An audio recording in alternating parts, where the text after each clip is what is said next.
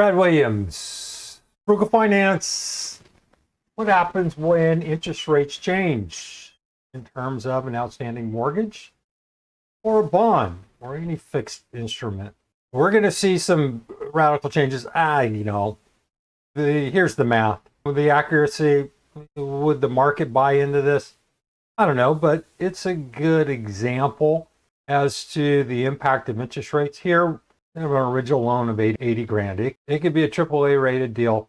Again, there's so many variables. We're not taking into account a lot of the variables. But this is just an idea of the impact of just the change in interest rates. We have an $80,000 loan. We have a couple scenarios. We've got a 30-year, we've got a 20-year. We're changing interest rates in most cases from 10% to 15%. In here, I used 8%. What happens? We have an inverse relationship between prices and rates. If rates drop, prices are going to increase. If rates increase, prices are going to drop. When I say price, I'm just saying the outstanding debt is the price. $80,000 loan. Let's say it's 5 years later. What's the value of this thing? As we look at this, current outstanding balance is $71,842. What if interest rates increase from, say, 10% to 15%? And here we have a monthly payment. We have to compute this monthly principal and interest payment in order to compute this. This is just our normal outstanding balance. We've used this time and time again. All we're doing is discounting whatever that payment is. So we got to use this number here, this payment. We have 20 years times 12. We started with 20, but here we're going to use 15. Why? Because we're trying to figure out the outstanding balance.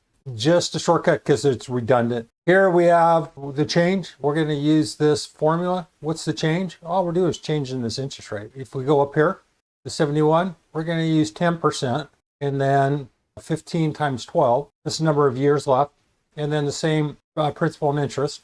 Here we got 772 and we come up with 55,161 redundant. We got it here.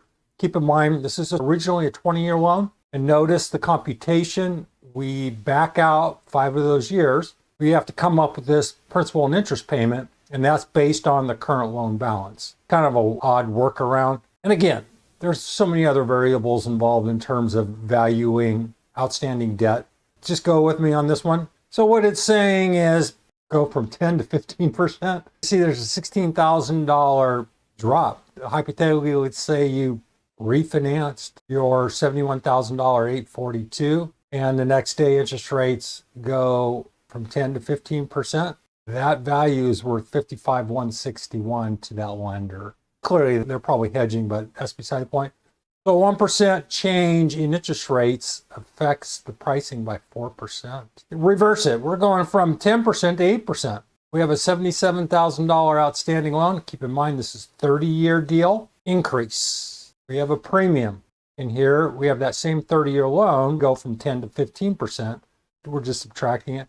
That's just a brief introduction to the change in interest rates. We're going to get into some complexity down the road. There you go. Brad Williams, Frugal Finance. Hopefully that helped. Thanks for watching. See you soon.